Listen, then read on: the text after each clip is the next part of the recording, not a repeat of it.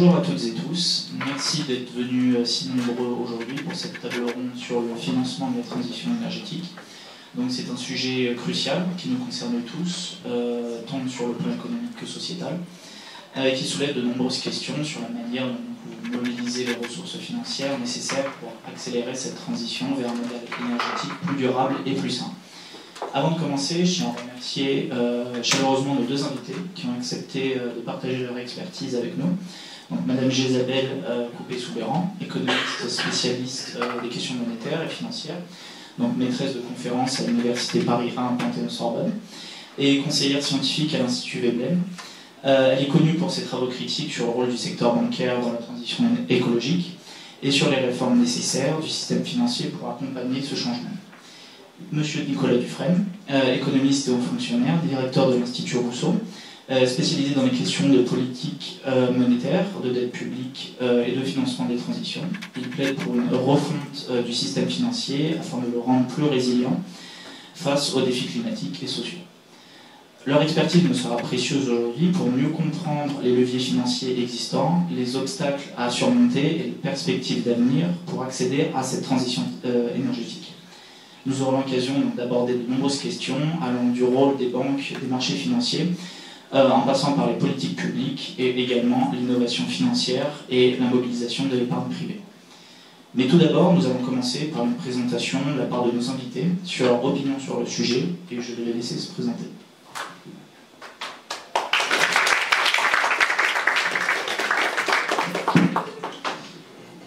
Bonjour à toutes et tous, merci beaucoup pour cette invitation, merci aux organisateurs en particulier. Donc, comme vous l'avez dit, je suis maîtresse de conférence à l'Université Paris 1 Panthéon-Sorbonne, conseillère scientifique à l'Institut Veblen.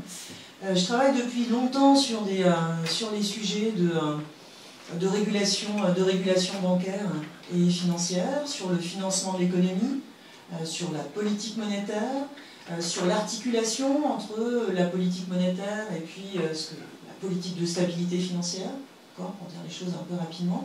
Et tous ces sujets-là, si vous voulez, progressivement, je les ai en quelque sorte branchés sur l'enjeu qui me semble absolument majeur, crucial dans nos sociétés aujourd'hui, à savoir la transition écologique, la transformation sociale écologique. Alors, on n'a pas tous le même terme, certains parlent de transition, d'autres de transformation, d'autres de bifurcation, mais il semble absolument nécessaire de permettre cette transformation. Et ce que j'essaie de mettre en évidence, si vous voulez, dans mes travaux de ces dernières années, c'est qu'au fond, on est assez mal équipé dans le système monétaire et financier actuel pour financer une transformation écologique qui ne se fasse pas non plus au détriment, en fait, au détriment, je dirais, des plus modestes. D'accord ? Donc, voilà, je crois qu'on est assez mal équipé. On commence à avoir conscience de l'importance des investissements de transformation à réaliser. Ce qu'on ne fait pas ressortir peut-être suffisamment, c'est que tous ces investissements ne sont pas des investissements rentables, pour effectuer la transition. C'est-à-dire il y a une partie des investissements de transformation qui sont rentables. Si vous pensez par exemple aux investissements dans les énergies renouvelables, eh bien ça, c'est rentable aujourd'hui, et pour ça, si vous voulez, bien des crédits bancaires, des émissions de titres sur les marchés financiers, au fond, ça constitue un moyen de financement qui convient.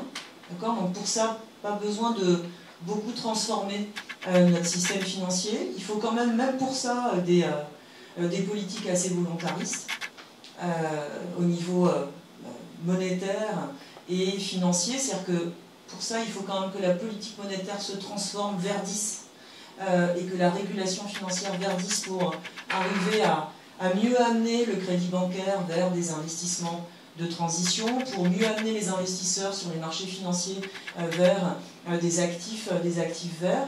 Il n'y a pas besoin de transformation majeure pour ça. Cela étant, eh bien, dans les investissements de transformation, il y a aussi des investissements qui ne sont pas rentables à court terme, qui le sont à beaucoup plus long terme, ou qui le sont de manière incertaine. Si vous pensez à des investissements de rénovation thermique, ça, il faut un certain temps avant de rentabiliser les investissements. Donc pour ça, il faut des investisseurs patients. Le problème, c'est que dans la finance, les investisseurs patients, il n'y en a pas beaucoup. D'accord ? La finance contemporaine est une finance extrêmement court-termiste. Donc comment développer des investisseurs patients? Alors vous voyez les collègues avec qui on discutait cet après-midi, qui sont des collègues bordelais et grenoblois, eux sont assez favorables au développement d'un pôle public bancaire beaucoup plus important que ce qui existe aujourd'hui. Alors oui, c'est vrai qu'on aurait sans doute besoin de mobiliser davantage, par exemple, la Banque publique d'investissement en France ou la Banque européenne d'investissement à l'échelle européenne pour mieux financer des investissements moyennement rentables. Et une fois qu'on a dit ça, on n'a pas tout dit. Parce que, en fait, pour réaliser cette transformation sociale et écologique, alors si tant est qu'on y voit un projet de société évidemment désirable, si vous voulez, je ne suis pas sûre qu'en fait tout le monde le désire. Vous voyez, de l'autre côté de l'Atlantique, ce n'est pas le projet de société qui est désiré. Donald Trump et Elon Musk ne rêvent pas à une transformation sociale et écologique. Eux, ils rêvent à toute autre chose. D'accord ? Mais si c'est vraiment la transformation que l'on souhaite, eh bien, il faut se demander aussi comment est-ce qu'on peut réaliser des investissements qui n'ont pas de rentabilité financière.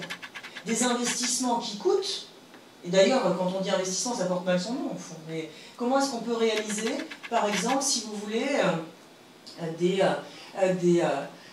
investissements dans des puits de carbone? Comment on rétablit des puits de carbone? Comment est-ce qu'on dépollue des océans? Comment est-ce que, pour arriver aussi à articuler transformation écologique et transformation sociale, comment est-ce que on remet véritablement en ordre de marche tous nos services publics? Comment est-ce qu'on refait fonctionner nos écoles, nos universités, nos hôpitaux? Comment est-ce qu'on rééquipe tout ça? Tout ça, ça coûte et ça ne rapporte pas. Donc ça veut dire que tout ça, ça ne peut être financé qu'avec des subventions. Ces subventions, est-ce qu'on peut aller les chercher dans le budget des États? Ça pose la question de savoir si les États peuvent continuer à s'endetter sur les marchés financiers sans que ça pose un problème, ou s'ils peuvent lever plus d'impôts sans que ça pose un problème. Alors, je ne vais pas faire trop long parce qu'après je pense qu'on va rebondir sur ces questions-là, mais pour vous, si vous voulez, pour essayer de vous présenter vraiment le cœur de mes réflexions sur le sujet, vous verrez que c'est assez convergent avec les réflexions de Nicolas.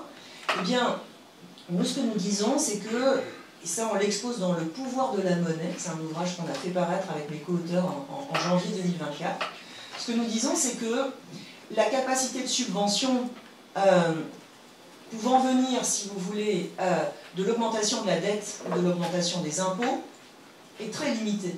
Il y a des marges de manœuvre qui sont étroites. Et donc, eh bien, la question que nous posons, c'est pourquoi se priver d'une solution complémentaire, monétaire, qui consisterait à mobiliser les banques centrales pour les mettre beaucoup plus directement au financement de cette transformation écologique. Comment ça pourrait fonctionner? En fait, on pourrait tout à fait demander aux banques centrales de créer de la subvention monétaire, c'est-à-dire d'émettre de la monnaie centrale, comme elles savent d'émettre de la monnaie centrale, mais en dehors d'un prêt, donc en dehors d'une dette, et en dehors également d'un achat de titres. Parce que les banques centrales créent de la monnaie centrale. Elles en ont créé énormément pour gérer les crises financières et sanitaires. Elles en ont créé en prêtant beaucoup de monnaie centrale aux banques et en achetant beaucoup de titres sur les marchés. Et au passage, quand elles ont prêté aux banques à taux négatif, elles ont même donné de la monnaie centrale aux banques. C'est que ça signifie que, en fait, elles savent donner de la monnaie centrale, elles l'ont fait que pour les banques, et bien nous disons qu'elles le fassent au service de la société, au service du financement d'une partie des investissements de transformation écologique qu'on ne sait pas, qu'on ne peut pas financer autrement. D'accord? C'est-à-dire cette partie, si vous voulez, des investissements qu'on juge indispensables, mais qui ne sont pas rentables et qu'on ne peut pas financer par de la dette. D'accord? Et donc, voilà ce qu'on porte comme proposition. La proposition, c'est mobilisons la Banque centrale, faisons en sorte qu'elle émette de la monnaie libre de dette. On utilise cette expression. Nous, dans notre ouvrage, on parle de monnaie volontaire, affectée au financement d'investissements indispensables à la transformation écologique et sociale, mais ayant la caractéristique d'être non rentable sur le plan financier, qu'on ne sait pas financer autrement. C'est ça le cœur de notre proposition. Et vous voyez au passage qu'on ne va pas chercher finalement des solutions dans des mécanismes de marché. D'accord? On va pas, si vous voulez, on va pas chercher la solution dans des green bonds ou dans des marchés de quotas carbone. On y croit moyennement en fait à ces solutions de marché. On va chercher une solution dans une innovation de financement public, d'accord, mais au service en fait de la société dans toute sa diversité, au service d'acteurs à la fois privés et publics qui ont besoin d'effectuer des investissements de transformation et qui ne sont pas en fait en capacité aujourd'hui de les faire. Voilà, on poursuivra, mais en substance c'est ça. Merci Isabelle, merci beaucoup aux organisateurs et à vous tous d'être venus nous écouter. Pour ma part, donc Nicolas Dufresne, donc je suis haut fonctionnaire à l'Assemblée nationale, administrateur. Pour ceux qui ne connaissent pas, c'est un peu comme les énarques qui sont des administrateurs civils, mais les assemblées ont, en vertu de la séparation des pouvoirs, des fonctionnaires qui leur sont propres et qu'on appelle donc des administrateurs parlementaires. J'ai travaillé pendant 10 ans à la commission des finances et depuis maintenant 4 ans, je travaille à la commission du développement durable de l'Assemblée. Donc vous voyez, ça fait le lien entre les deux sujets aujourd'hui. Et à part ça, donc je dirige l'Institut Rousseau, qui est un think tank, un laboratoire d'idées tourné vers, alors tu as évoqué plusieurs termes, nous on utilise le terme de reconstruction écologique. Alors pourquoi reconstruction écologique? Parce que la reconstruction fait appel d'une part à l'imaginaire de la reconstruction après la guerre, post-guerre, parce qu'il y a un effort matériel immense à conduire aujourd'hui pour reconstruire de manière écologique notre pays. On va en reparler, qui suppose beaucoup d'investissements. Et puis aussi reconstruction, parce que vous connaissez tous les théories françaises en philosophie, les philosophes, ce qu'on a appelé les philosophes de la déconstruction, qui appelaient à remettre en cause, Derrida notamment, mais il n'était pas seul, qui appelaient à remettre en cause nos croyances, nos fondements, le fondement philosophique de nos croyances, à les déconstruire pour les reconstruire de manière différente, de manière adaptée à l'époque. Et je pense qu'aujourd'hui, en matière de monnaie, de finances, de budget, bref, au sens large des mécanismes de financement de la transition écologique, on a besoin d'une reconstruction d'ampleur. Alors pour illustrer un peu ça et rendre un peu ça concret, je vais vous donner une petite équation que j'ai publiée il n'y a pas longtemps dans une tribune dans Le Monde, qui donne un peu les clés du problème. Aujourd'hui, vous avez un déficit de l'État qui est à peu près de 150 milliards d'euros. Vous avez des rapports, le rapport de l'Institut Rousseau, Road to Net Zero, mais aussi le rapport Pisani-Ferry et les rapports de la Commission européenne qui convergent tous sur un point. Si on veut aujourd'hui réussir le chemin vers la neutralité carbone, et je ne parle même pas de tout ce qu'il faut faire pour protéger la biodiversité, etc. Je vous parle juste de la neutralité carbone, hein. C'est même pas la protection de la biodiversité, etc. Ils convergent tous pour dire que pour un pays comme la France, il faut à peu près 2% du PIB d'investissement supplémentaire, ce qui représente grosso modo 80 milliards d'euros, grosso modo. Bon, ces 80 milliards d'euros, comme Isabelle l'a dit, il y a des choses qui sont rentables et beaucoup de choses qui ne le sont pas. Protéger des forêts, protéger des zones humides, protéger des puits de carbone, tout ceci, ça nécessite des moyens, mais ça n'est pas rentable. Or, la dette, c'est le mode de financement par définition de ce qui est rentable, de ce qui va dégager un revenu qui va permettre de rembourser cette dette. Eh bien, on voit bien qu'aujourd'hui, le secteur privé ne s'investit pas dans ces protections-là, ou s'y investit très peu, commence à le faire sur la question des forêts, mais généralement très mal, avec des mécanismes de compensation qui sont mal gérés au niveau, on pourra en reparler, qui sont mal gérés au niveau comptable, au niveau qui sont très peu encadrés, d'ailleurs très peu contrôlés, donc les mécanismes de compensation, ça marche très mal, mais ça permet quand même qu'il y ait quelques entreprises qui investissent dans ce type de mécanisme de protection. En tout cas, ce qui est sûr, c'est qu'il faut au moins 50 milliards d'euros d'investissement public. Et si vous rajoutez à ça qu'il faut, pour tenir les engagements que l'État a pris en matière de loi de programmation de la défense, de la culture, de la recherche, de l'éducation, etc., il faut rajouter encore, grosso modo, 50 milliards d'euros. Donc vous voyez, déficit 150 milliards d'euros, besoin de financement public dans la transition écologique 50 milliards d'euros, et besoin de financement pour l'éducation, la recherche, l'innovation, etc., encore 150 milliards d'euros. Donc aujourd'hui, vous avez un problème pour l'État, c'est qu'il doit trouver grosso modo 250 milliards d'euros qu'il n'a pas, s'il veut à la fois réduire son déficit et financer ce qui doit être financé. Bon. Même en imaginant qu'il ne veuille pas réduire son déficit à zéro, mais le ramener à 3% du PIB, il lui faut, ça représente 3% du PIB, ça représente 60 milliards d'euros. Vous voyez bien qu'il reste 190 milliards d'euros à trouver. Alors comment vous faites? Vous pouvez vous dire, on va avoir un nouveau système fiscal, c'est vrai, moi j'y suis assez favorable, taxer un peu plus ceux qui peuvent, qui ont les moyens de payer, taxer des pratiques nocives comme les rachats d'actions, on pourra en parler, que font les entreprises, c'est d'ailleurs une des mesures du dernier projet de loi de finances, on peut, on peut utiliser le levier fiscal. Les leviers fiscaux, ça va vous rapporter vraiment, si vous faites une prévision très optimiste, 60 à 70 milliards d'euros. Bon. Il vous reste 120, 130 milliards d'euros à trouver. Vous les trouvez où? Vous faites de la dette? C'est possible. Moi, je pense qu'on peut encore s'endetter davantage, voilà.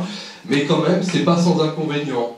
On paye aujourd'hui 63 milliards d'euros d'intérêts à nos créanciers privés, hein, qui sont des fonds de pension, des banques, des compagnies d'assurance, etc.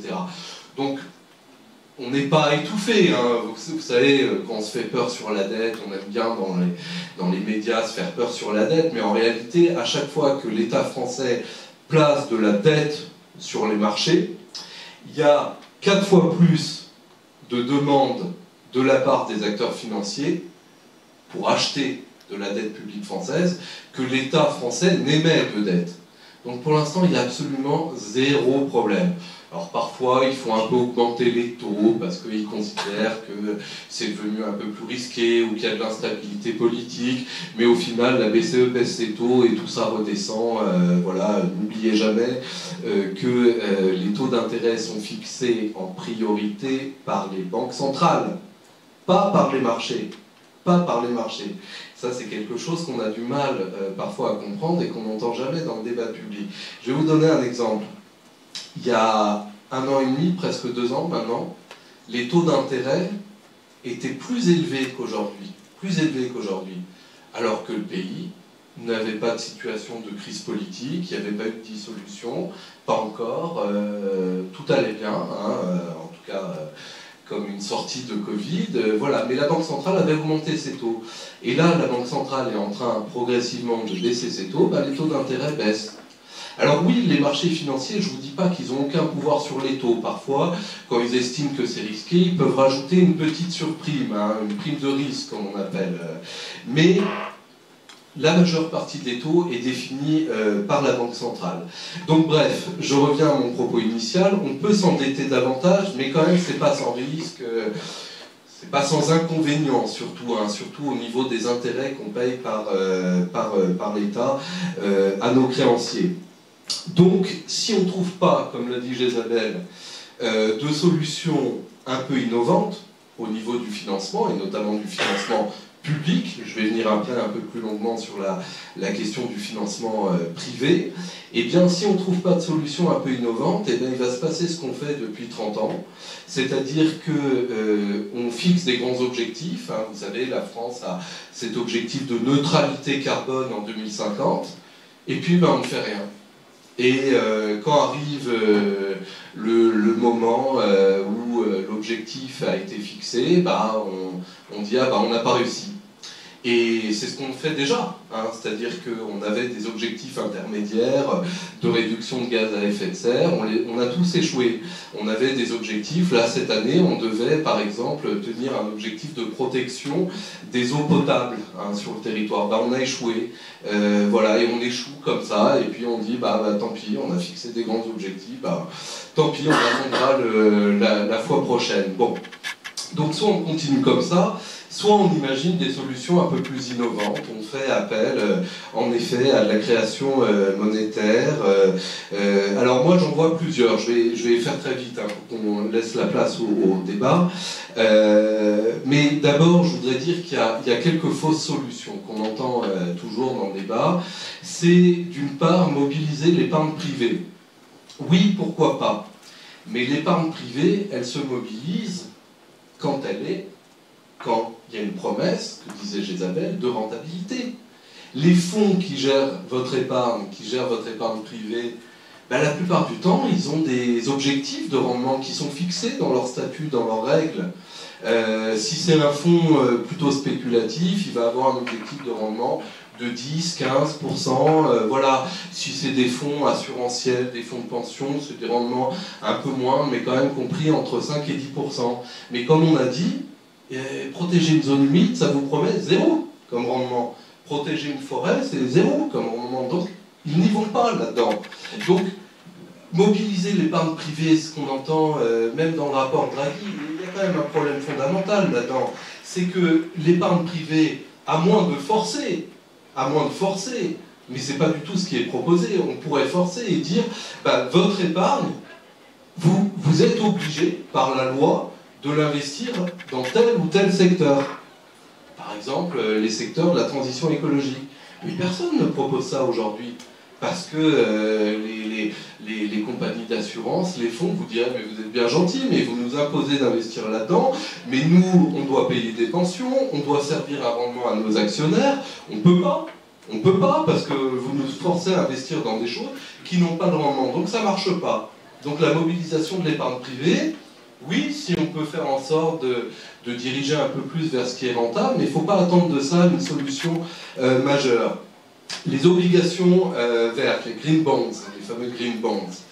Alors au niveau de l'État, c'est une vaste blague. Mais alors vraiment une vaste blague. Hein. Vous savez, alors je vais vous dire, si vous ne le savez pas, quand l'État émet une obligation verte, et en fait, vous savez comment il catégorise le fait que c'est vert ou pas?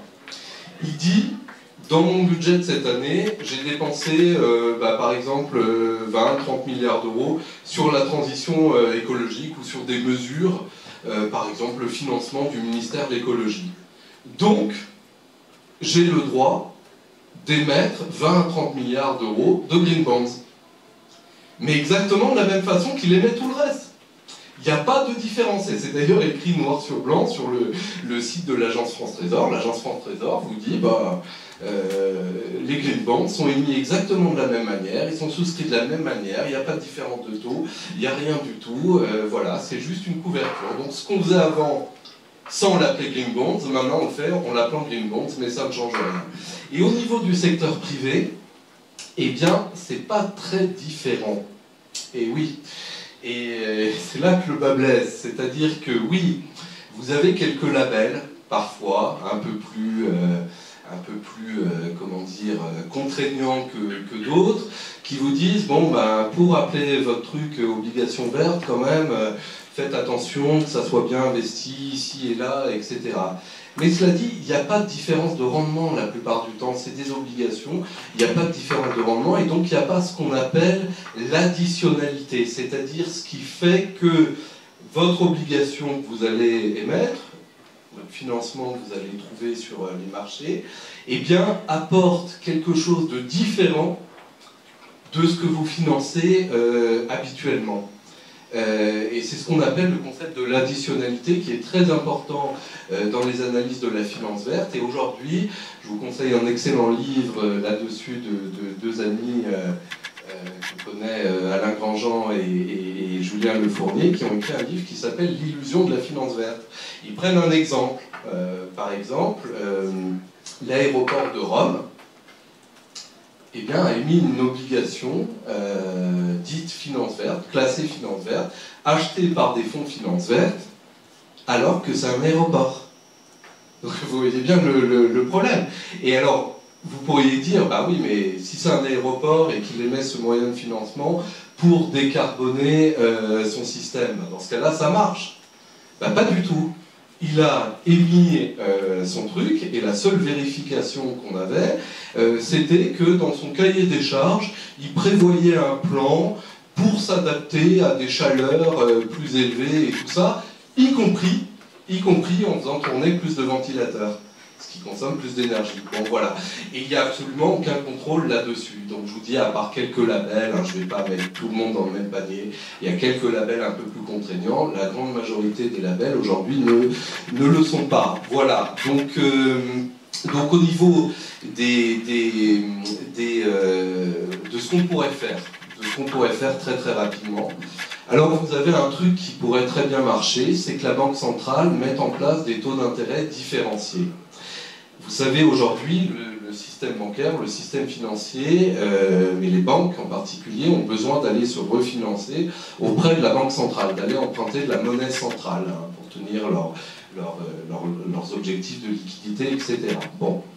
Si la Banque centrale, et quand elles vont, c'est un peu comme quand vous allez à la banque et que vous avez une hypothèque, vous donnez un titre en garantie.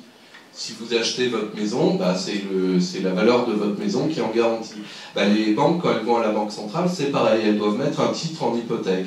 Généralement, c'est de la dette publique ou de la dette des obligations d'entreprises privées. Et ben on pourrait dire que la Banque centrale pourrait dire, quand vous m'amenez en collatéral, en garantie, le titre d'une entreprise privée polluante, je vous fais une décote. Je vous donne moins que ce que représente le titre. Et au contraire, si c'est une entreprise verte, eh bien je vous donne plus. Voilà. Donc vous faites des taux où je vous fais payer un taux d'intérêt supérieur, ou c'est pareil. Faire payer un taux d'intérêt supérieur ou inférieur, c'est comme si vous avez une décote ou une surcote sur la valeur du titre. Eh bien si vous faites ça, qu'est-ce qui se passe? Toutes les banques, et par ricochet, toutes les institutions qui dépendent des banques et des marchés financiers, vont avoir intérêt à se dire, eh ben on va arrêter de financer Total et du fossile, etc. Et on va financer davantage des énergies renouvelables. Donc là, vous avez un premier levier. Deuxième levier, vous pouvez, je ne vais pas revenir sur la monnaie libre de dette, Isabelle en a très bien parlé, vous pouvez dire à la Banque centrale, à un moment, sous contrôle démocratique, de manière ciblée, vous créez de la monnaie libre de dette pour financer un certain nombre d'investissements. Vous pouvez aussi avoir ce qu'on appelle des swaps, des conversions de dette en investissement. Nous, on avait recommandé ça à un moment en disant aujourd'hui, la Banque Centrale Européenne détient un tiers de la dette publique de la zone euro, 4 000 milliards d'euros. Bon. Ça ne lui sert strictement à rien parce qu'une banque centrale, par définition, crée la monnaie. Donc si vous ne la remboursez pas, moi je suis la banque centrale, vous ne me remboursez pas la dette que vous me devez, ça ne me fait rien, je peux créer de la monnaie comme ça d'un claquement de doigts pour compenser la perte. Eh bien on pourrait dire on annule ces dettes-là, mais en échange, vous mettez en place de grands plans de financement de la transition écologique qui nous permettent de remplir nos objectifs. Puis vous avez encore des mécanismes, par exemple, au niveau international, vous pouvez utiliser ce qu'on appelle les droits de tirage spéciaux du FMI, les DTS, pour dire à des pays qui sont en développement, souvent, eh bien, on va vous allouer des droits de tirage spéciaux, c'est-à-dire la création monétaire, qui va vous permettre de convertir votre devise, mais en échange, vous mettez en place des grands plans de protection de l'environnement et des biens communs mondiaux. Voilà, donc en fait, vous avez plein de solutions possibles. Elles ne rentrent pas toutes dans le cadre institutionnel qu'on a aujourd'hui, que ce soit pour la finance privée ou pour les finances publiques, mais ces solutions existent et donc il y a vraiment des choses à faire si on veut opérer une reconstruction du système, comme je le disais au départ. Voilà, merci beaucoup. Merci pour vos présentations. Alors ma première question, elle est assez simple. Quels sont aujourd'hui les principaux freins au financement de la transition énergétique ? Les principaux freins à la transition écologique. Alors, les principaux freins, ça reprend ce qu'on vient de dire, c'est-à-dire que on n'est pas équipé, si vous voulez, pour financer tous les investissements dont on a besoin. Et vous voyez, quand on se représente la transition écologique, tout en prenant conscience quand on se représente la transition écologique justement en essayant d'évaluer tous les investissements dont on a besoin, le plus souvent, quand vous regardez les rapports officiels, et d'ailleurs Nicolas le disait, hein, même dans le travail de chiffrage qui a été réalisé par l'Institut Rousseau, on a souvent tendance en fait à se représenter la transition de manière assez étroite, d'accord ? Donc on se représente la transition climatique, les investissements nécessaires à la transition climatique, alors que ce qu'il faudrait réaliser, c'est vraiment une transformation écologique en intégrant les problèmes de biodiversité, en intégrant également tout l'accompagnement nécessaire des secteurs dans la transition et puis l'accompagnement social nécessaire. Donc tout ça pour vous dire qu'en fait, on a besoin de dépenser beaucoup pour réaliser cette transition et on a besoin de réaliser donc des dépenses dont certaines sont rentables, dont certaines ne le sont pas. On est le premier frein, je dirais, au niveau des investissements rentables, c'est qu'en fait, pour le moment, les investissements bruns, entre guillemets, les investissements carbonés, les investissements dans des activités fossiles, extractives, polluantes, restent rentables. Ils ne sont pas interdits, d'accord, restent rentables et sans doute plus rentables que les investissements verts, sinon les fonds privés iraient s'investir dans des activités favorables à la transition. Donc ça c'est déjà un problème. Et tant qu'il n'y a pas, si vous voulez, je dirais des politiques publiques plus actives venant soit interdire des investissements dans des activités brunes, soit mettant en place des incitations très fortes pour orienter les financements vers le vert, eh bien, les financements privés ne vont pas là où ils devraient aller. Donc on a déjà, si vous voulez, un problème, on va dire, d'orientation des flux financiers privés vers les investissements dont on a besoin. Et le problème ne se réduit pas, en fait, à cette orientation, parce que même si on arrivait à mieux orienter les flux financiers privés, eh bien, on a toute cette problématique-là autour du financement du non rentable. Le non rentable, ça se finance avec des subventions. Si si en fait les marges de manœuvre budgétaires sont insuffisantes pour offrir les subventions dont on a besoin, mais il faut aller chercher des solutions ailleurs. Et donc la solution qu'on propose, c'est la solution monétaire dont on a commencé à vous parler. Donc voilà, je dirais que les freins sont de cet ordre-là. Il y a à la fois un problème d'orientation des flux financiers auxquels il faut remédier, et le problème va au-delà en fait simplement de l'orientation, parce qu'effectivement, si vous voulez, quand on met en parallèle les masses d'actifs financiers, donc pour vous donner un ordre de grandeur, le système financier mondial, c'est 300 milliers de milliards de dollars. D'accord ? Ces masses d'actifs financiers, on se dit, c'est quand même énorme en fait par rapport aux investissements dont on a besoin. Les investissements dont on a besoin, et même si c'est 3, 4, 5% de produit intérieur brut chaque année pendant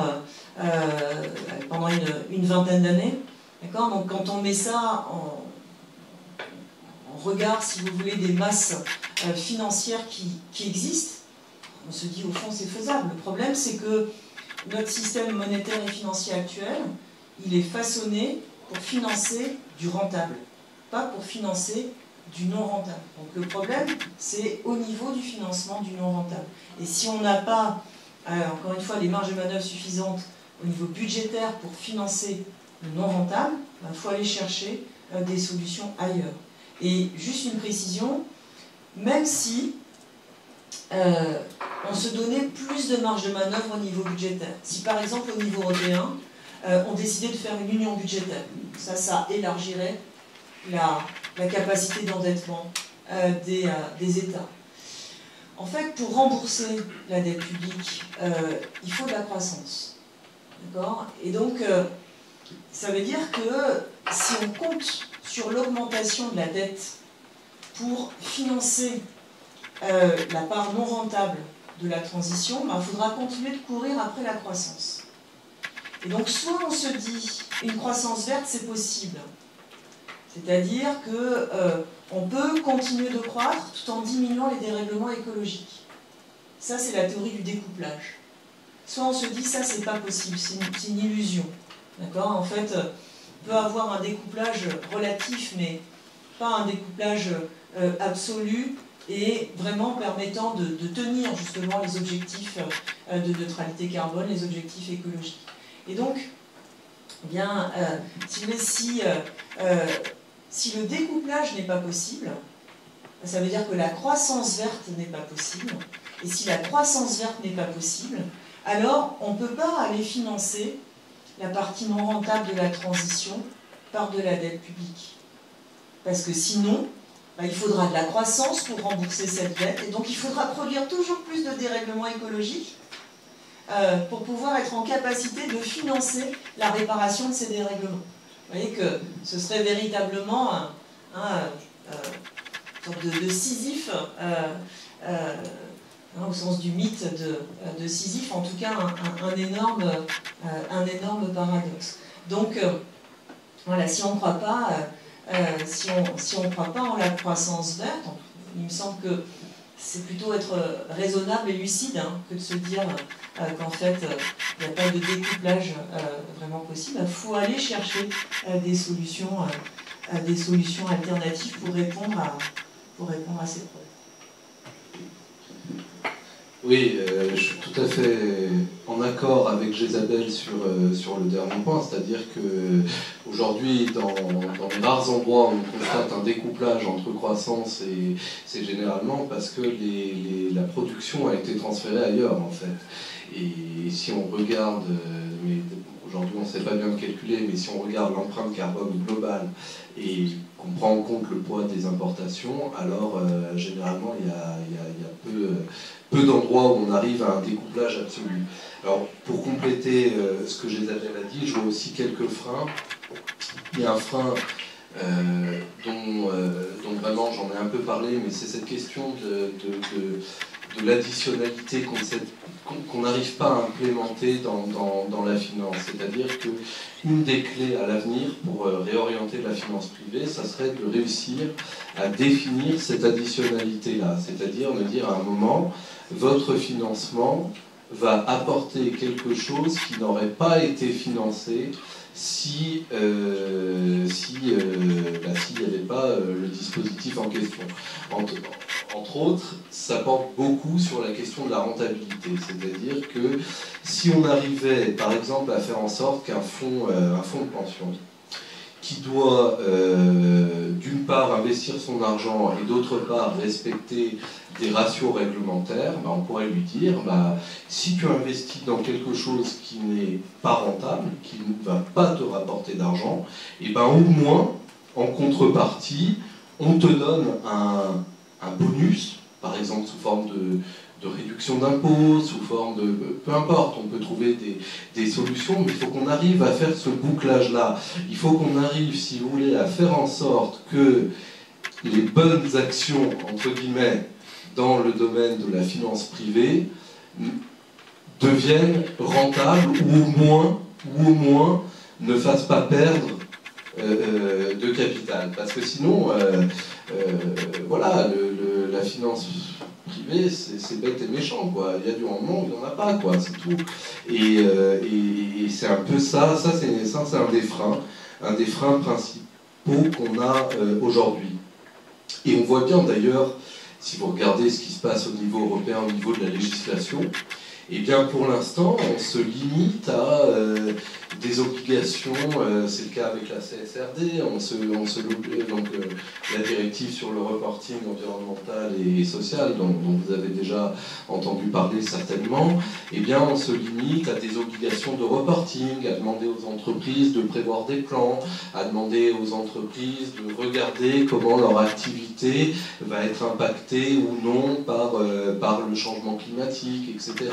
Et on ne va pas vraiment plus loin, parce que pour l'instant on ne sait pas comment aller vraiment plus loin, et c'est là qu'on rentre en contradiction avec un autre objectif, c'est là que tout est lié, si vous voulez.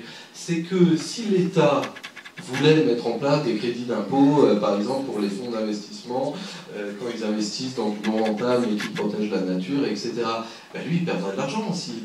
Et comme lui il a une dette très forte, il n'a pas envie de le faire. Donc vous voyez, c'est là que cette contrainte financière qui pèse du côté privé comme du côté public fait que la satisfaction des besoins passe toujours après la contrainte financière. Et c'est un problème parce que c'est pas ce qu'on dit. Si vous vous rappelez du discours de politique générale de Bayrou, mais même avant lui pardon, ça y est, son nom m'échappe, de Barnier, merci, où il avait mis sur le même plan la dette environnementale et la dette financière. Ce qu'on constate malheureusement, c'est que la dette environnementale est toujours, in fine, sacrifiée sur l'autel de la dette financière. Je vous donne un exemple. Dans ce budget-là qui vient d'être adopté par 49.3, vous l'avez vu, eh bien, on a une division par deux des crédits du fonds vert. Le fonds vert, c'était quoi? C'était un fonds qui permettait de soutenir les collectivités qui investissent dans la rénovation des bâtiments publics, dans la restructuration des friches industrielles, dans des dispositifs de soutien à l'adaptation au changement climatique, par exemple quand vous devez mettre des digues ou quand vous devez soutenir des agriculteurs pour changer de production, etc.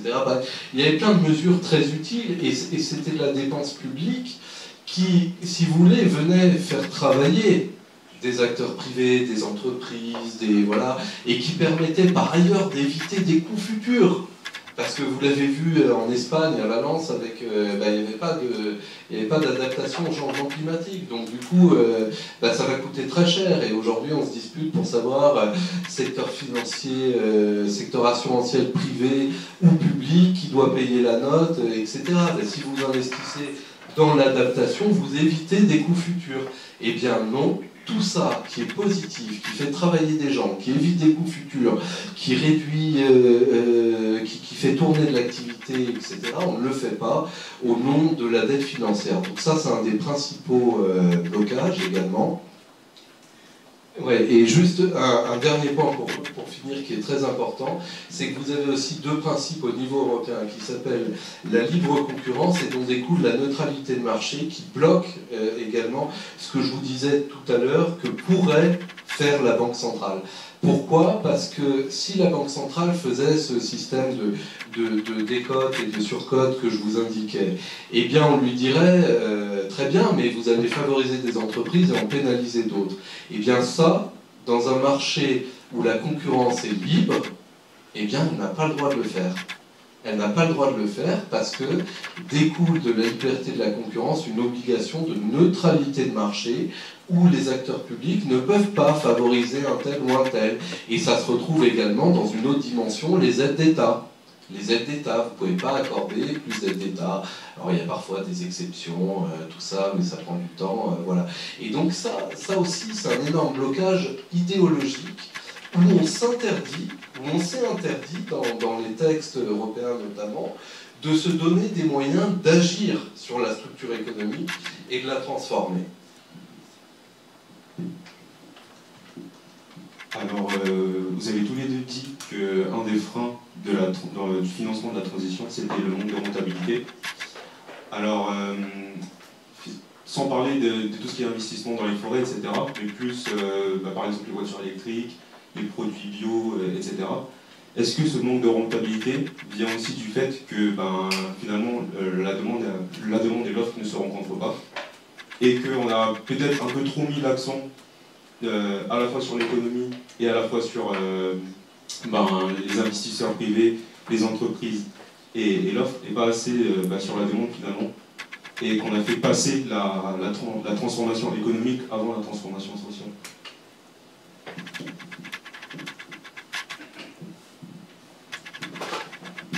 Il ne faut pas qu'il y ait de confusion autour de ce constat là, sur l'absence de rentabilité de certains investissements. Ce qu'il faut bien comprendre, si vous voulez, c'est qu'il y a des aspects rentables dans la transformation sociale et écologique, et puis des aspects, enfin quand je dis des aspects, il y a des dépenses rentables et des dépenses non rentables. Et ce qu'on essaie simplement d'expliquer, c'est qu'on a un système monétaire et financier qui marche bien pour réaliser des investissements rentables. Ça veut dire que la partie rentable de la transformation, elle peut être effectuée sans trop de difficultés, mais la part non rentable, elle, eh bien, se heurte au manque en fait d'outils de financement pour cela.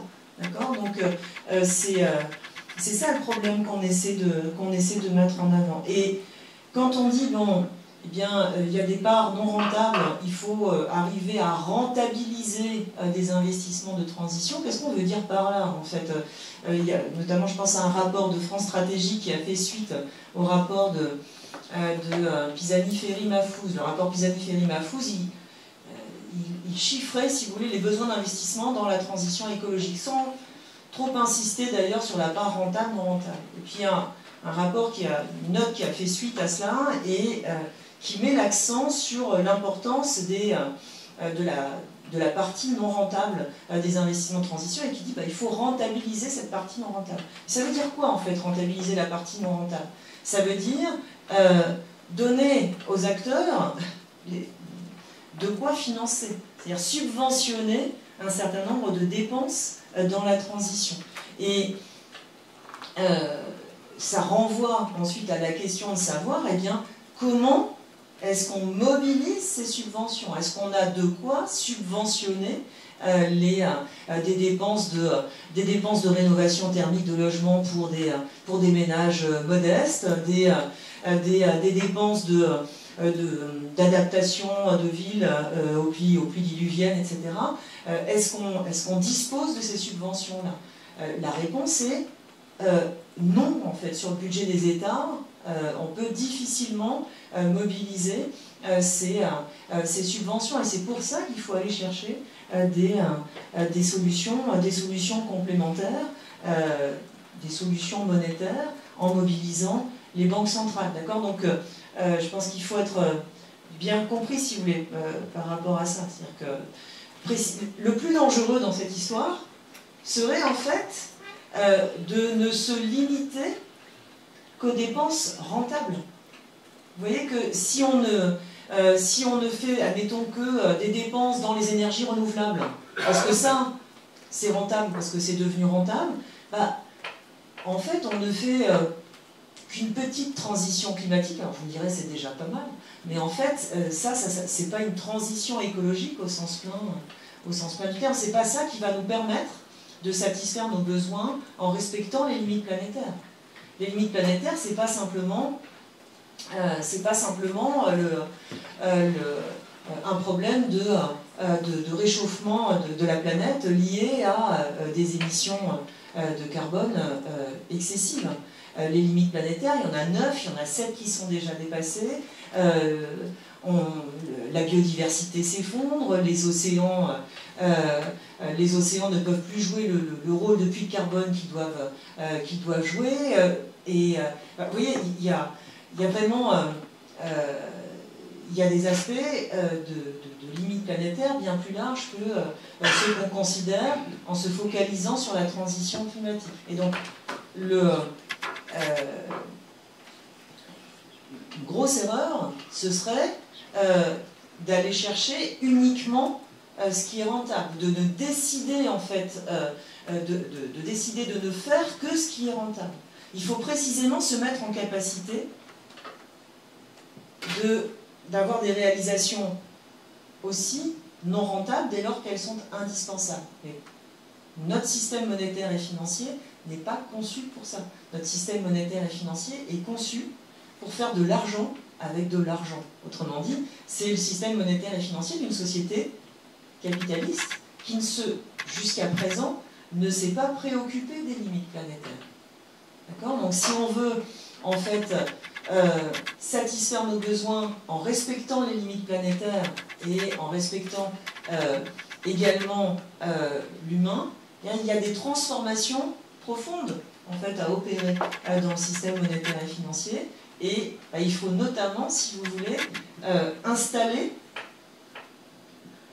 de quoi financer du non rentable et de quoi financer du non rentable sans en passer par la dette, sans en passer par des achats de titres, parce que en passer par la dette, aujourd'hui ça veut dire continuer de soumettre les États en fait au marché financier, et ça ne permettra pas de faire beaucoup de dépenses d'investissement non marchandes, non rentables, et ça continuera de nous enfermer dans une logique de croissance. Donc voilà, il faut aller chercher des solutions un peu plus innovantes, et ces solutions, en fait, elles existent. On peut vraiment, il n'y a pas de difficulté technique à ce qu'une banque centrale crée de la subvention monétaire.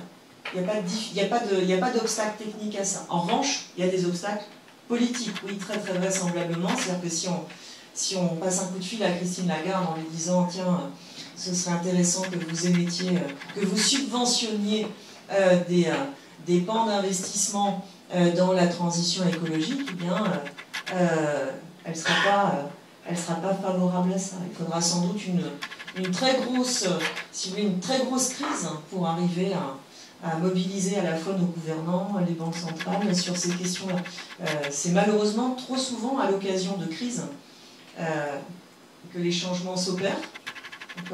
Parfois les changements sont décevants. Après la crise financière de 2007-2008, les changements ont été un peu décevants. Et puis il y a une grosse différence entre crise écologique et crise financière. C'est-à-dire que la crise écologique, si vraiment on attend que les manifestations, si vous voulez, soient de plus en plus fortes, eh bien on ne s'en relèvera pas. Une crise financière, ça fait mal, c'est coûteux, mais on s'en relève. D'accord ? La crise écologique, ce ne sera pas pareil. Donc c'est dommage qu'il faille attendre ces moments de crise, surtout que si on attend véritablement les seuils d'irréversibilité de la crise écologique, bien, on ne s'en relèvera pas du tout. D'autant plus que, comme tu viens de le souligner, les deux vont être liés. Parce que, par exemple, il y a la problématique que vous connaissez certainement en finance des actifs échoués, hein, c'est-à-dire de tous les actifs qui sont dans les bilans bancaires, ou dans les bilans d'ailleurs des acteurs financiers, pas uniquement bancaires, qui vont perdre de la valeur sous l'effet du changement climatique, alors que ça soit par des mécanismes naturels, hein, c'est-à-dire par des mécanismes physiques, ou par des mécanismes financiers qui font que les États vont progressivement interdire ou limiter les investissements dans les énergies fossiles, etc., ou dans les activités les plus polluantes. Et donc, du coup, si vous êtes un gestionnaire de fonds, alors pour l'instant, ce n'est pas le cas, hein, d'ailleurs, il résiste, hein, vous voyez bien, c'est toute la difficulté qu'on évoquait tout à l'heure, mais quand même, il y a des gestionnaires de fonds qui se disent, bon, je vais peut-être éviter de mettre tout mon pognon dans une entreprise qui a des chances demain d'être interdite ou son activité est fortement limitée parce que je risquerais de tout perdre. Et les banques sont particulièrement exposées à ça parce qu'on avait fait une étude là aussi qui montrait qu'à l'échelle européenne, vous avez aujourd'hui plus de 6 000 milliards d'euros d'actifs potentiellement échoués dans les bilans des banques. Alors on me dirait à l'échelle des bilans bancaires, on ne parle pas de nos budgets à nous, à l'échelle des bilans bancaires, c'est pas grand-chose. C'est pas grand-chose, c'est pas rien non plus, mais c'est quand même pas mal. Bon. Donc vous avez ça. Mais pour revenir à votre question qui est fondamentale en effet, à savoir est-ce qu'on agit sur l'offre, sur la demande, qu'est-ce qu'il faut prioriser, moi je dirais qu'il faut agir un peu partout, c'est nécessaire. C'est-à-dire que ce que vous constatez, c'est que dès que vous avez des logiques de nivellement vers le bas, eh bien tout ce qui est qualitatif pour la transition écologique, c'est le premier à se casser la figure parce que c'est généralement là où les marges de rentabilité sont les plus faibles. Exemple, crise du Covid, là, les dernières années, puis hausse des taux d'intérêt, des banques centrales, erreur à mon sens, mais bon, passons. Quel est le premier secteur dans l'alimentation qui se casse la figure parce que les revenus diminuent, qu'il y a de l'inflation et tout ça? C'est le bio. C'est le bio qui s'est tout de suite cassé la figure. Et voilà, et c'est comme ça partout. Vous prenez, Isabelle soulignait à juste titre, par exemple, la rénovation énergétique des logements des ménages modestes. Aujourd'hui, il n'y a plus personne qui ne pense pas que pour les ménages modestes, il faille des équivalents de subventions à 100%, parce que quand vous vivez avec un SMIC et on vous dit Coco, vous avez déjà de la peine à boucler vos fins de mois, et on vous dit faut rénover ton logement. Oui, t'es gentil, c'est pas ma dépense prioritaire, donc ils ne le font pas. Si vous n'avez pas des subventions à 100%, ça ne sera pas fait. Ça ne sera pas fait. Et pourtant, eh bien, quand on fait du nivellement par le bas, au niveau des dépenses publiques, eh bien, on change tous les 36 du mois les règles sur ma prime rénov', on change les règles d'éligibilité, un coup on subventionne, le lendemain on subventionne plus, ce qui fait que les acteurs, les entreprises qui doivent mettre en place ces rénovations ne s'y retrouvent plus, n'ont pas envie de former leurs salariés parce que du coup elles se disent mais attendez, on va former nos salariés pour faire de la rénovation globale, mais demain il n'y aura plus d'aide ou voilà, on n'a pas envie d'aller là-dedans, c'est pas stable quoi, voilà. Donc en fait, dès que vous faites peser toujours cette contrainte financière sur tout le monde, eh bien vous aboutissez à des résultats mauvais, quoi, médiocres. C'est pour ça qu'à un moment, il faut vraiment se poser la question de desserrer la contrainte financière, de faire passer les besoins avant. Parce que sinon, on fait de la mauvaise politique, quoi. On fait des choses à courte vue, à court terme, et tout ça finit toujours par se retourner contre nous. Et juste pour très rapidement, quand Jézabel appuie donc sur cette idée qu'on défend hein, de créer de la monnaie, donc pour desserrer cette contrainte financière, bon, le réflexe facile, c'est de dire ah ouais, mais l'argent magique, bon, ça n'existe pas, tout ça, voilà. Alors si je vous disais qu'au cours des 2 dernières années, là en 2023 et 2024, la Banque Centrale Européenne a créé 300 milliards d'euros pour les donner, Jézabel y a fait référence, pour les donner un don aux banques, et a créé cette somme à partir de rien. Alors il y a une raison, c'est que, enfin une raison qui est contestable, mais il y a une raison, c'est que les banques sont, vous savez, en fait, leur compte bancaire, le compte des banques, se trouve à la Banque Centrale. Et il y a ce qu'on appelle les réserves obligatoires, qui ne sont pas rémunérées, et qu'elles déposent en plus de leurs obligations réglementaires. Et cet argent est rémunéré avec un taux d'intérêt qui suit plus ou moins le taux d'intérêt directeur. Bon. Comme elles ont augmenté leur taux, elles ont dû rémunérer cet argent. Mais comme pendant toute la période du quantitative easing, où la BCE a créé pas loin de 7000 milliards d'euros pour acheter des actifs, etc., et ben les banques étaient gorgées de liquidités et de réserves excédentaires. Donc il faut les rémunérer à un taux plus élevé. Et alors, bah pour ça, bah les banques centrales, c'est quoi leur revenu? Elles ne lèvent pas d'impôts, elles ont rien, hein, elles n'investissent pas, donc, mais par contre, elles savent créer de la monnaie. Et donc, elles ont créé ces 2 dernières années 300 milliards d'euros rien que pour rémunérer les réserves bancaires. Nous, on dit, avec Jézabel, si on peut faire ça, si on peut donner comme ça en 2 ans 300 milliards d'euros aux banques, on ne peut pas le faire pour investir dans la rénovation, dans la protection des logements, dans l'innovation, dans tout ce qui ferait du bien en fait à la société. Voilà la question qu'on pose, quoi. Et donc sortir de ce nivellement par le bas et favoriser et l'offre et la demande sur les secteurs qui en ont besoin. Vous avez parlé de l'utilisation des outils monétaires et budgétaires. Comment les pays en développement, n'ayant pas un cadre institutionnel aussi fort que les pays développés, ayant pour certains des économies fragiles, peuvent-ils financer donc cette dite transition énergétique sans compromettre leur croissance économique ou du moins leur développement? C'est compliqué, hein, bien sûr, pour les pays en développement. Déjà, finalement,